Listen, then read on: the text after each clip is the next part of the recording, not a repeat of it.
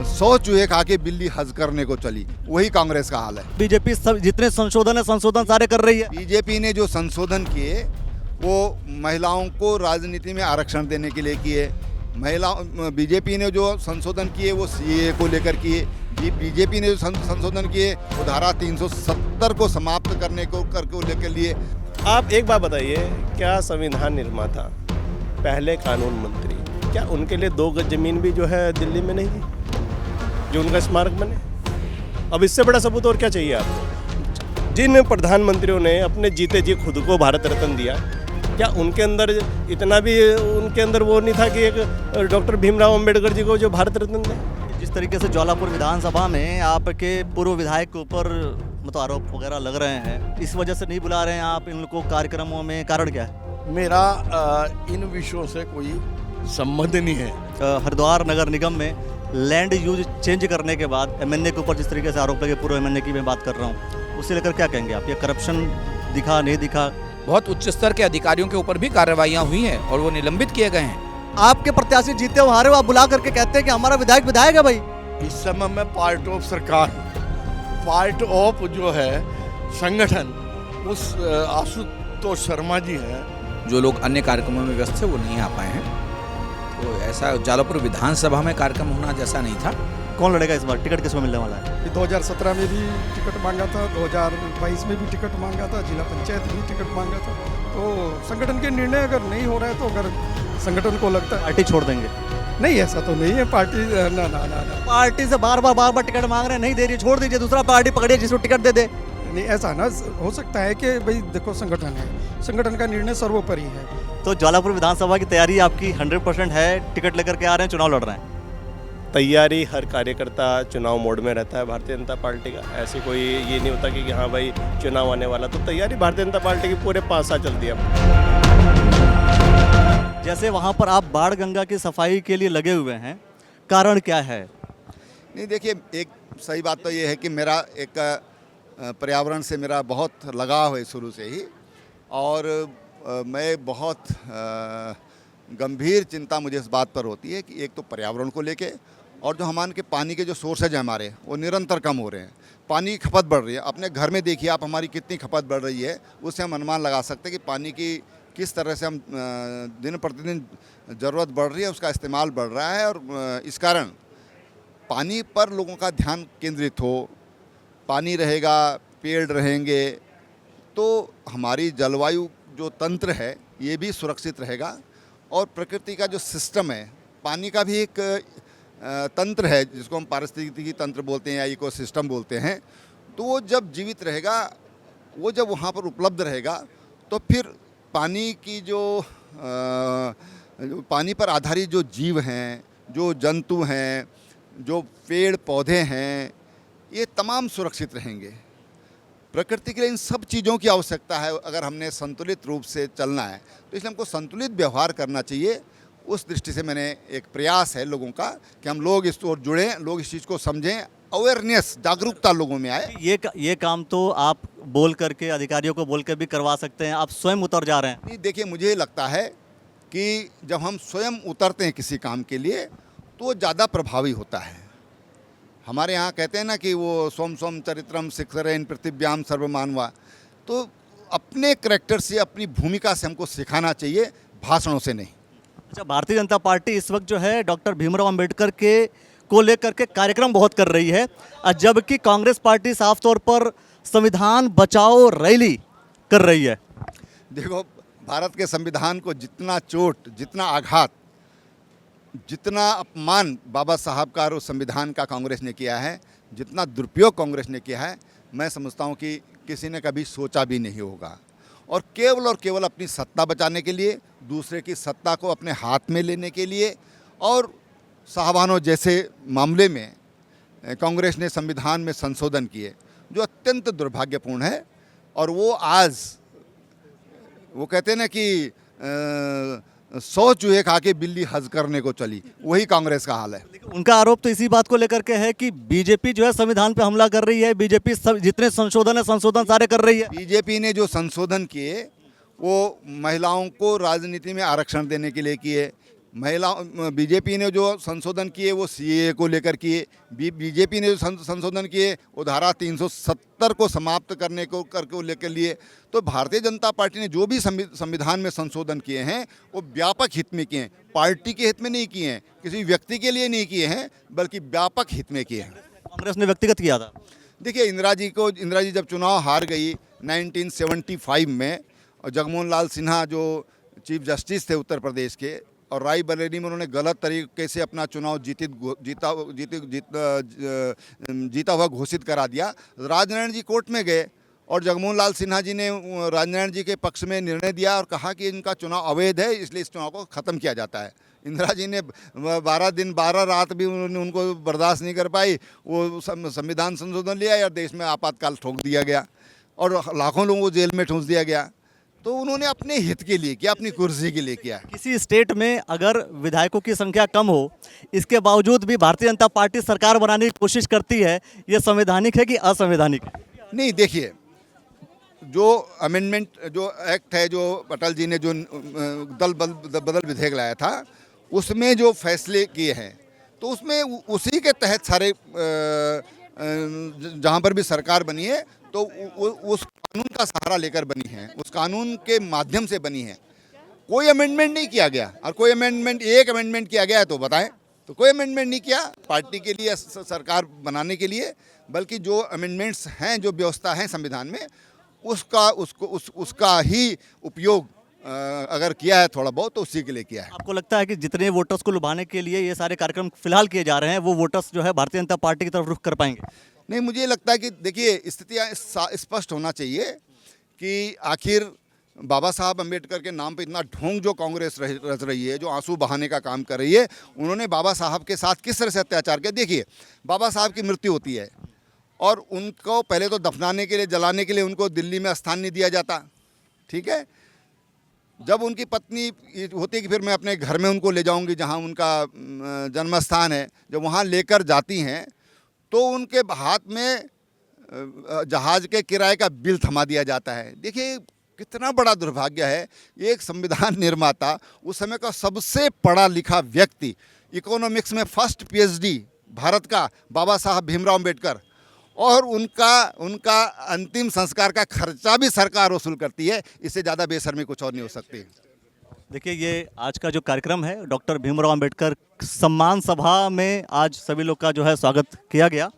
ज्वालापुर विधानसभा है और ज्वालापुर विधानसभा में सारी बातें हो रही हैं, सारी चर्चाएं हो रही हैं, और ज्वालापुर विधानसभा में और भी बहुत सारे काम हैं, जिन कामों को लेकर के, जिन बातों को लेकर के हम चर्चा करते रहेंगे, अन्य लोगों से हम बातें करेंगे।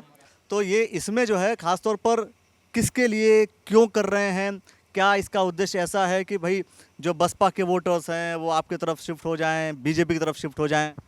देखिए ऐसा कुछ नहीं है कि इसमें वोटर शिफ्ट करने वाली कोई बात है अखिलेश जी। इसमें राजनीति में एक ही उद्देश्य होता है, वोटर की शिफ्टिंग। नहीं, ऐसा है, जो लोग आज तक डॉक्टर भीमराव अंबेडकर जी के ऊपर राजनीति करते आए हैं और दलित वोटों को अपनी ओर आकर्षित करने का जिन लोगों ने काम किया, लेकिन कभी भी डॉक्टर भीमराव अंबेडकर जी का इन सरकारों द्वारा कितना अपमान उनका किया गया, आपने कभी भी आपको किसी भी किताब में ये नहीं लिखा मिलेगा कि जब डॉक्टर भीमराव अंबेडकर जी का देहांत हुआ और उनका शव जो प्राइवेट जेट से भेजा गया, उनकी मृत्यु को 13 दिन भी नहीं पूरे हुए थे, उसका बिल उनकी जो धर्मपत्नी थी उनके पास पहुंचा। तो ये इन बातों का जवाब कौन देगा?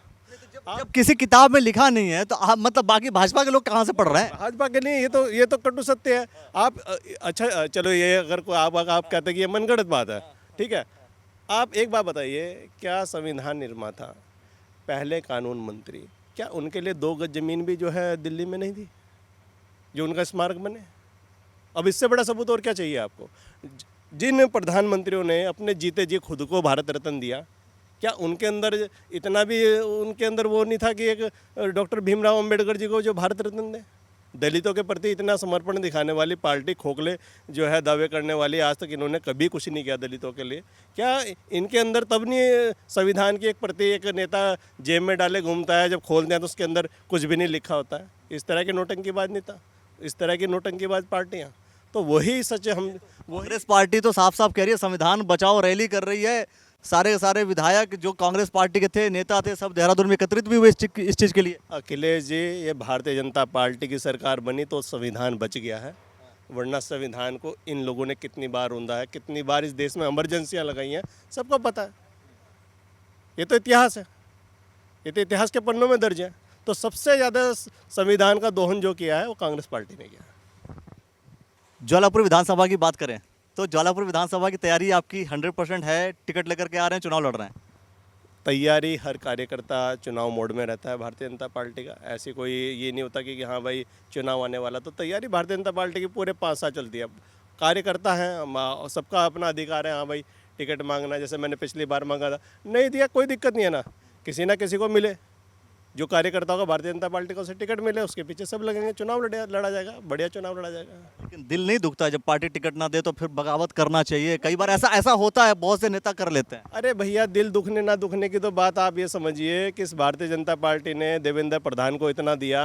मैं तो घर में बैठा था, मुझे वो एसडी गवर्नर बना दिया। 25 साल के इतिहास में मैं एकलौता, और वो भी दलित आदमी हूँ जिसे विशेष कार्यकारी अधिकारी राज्यपाल बनाया। और इससे बड़ा सम्मान क्या चाहिए?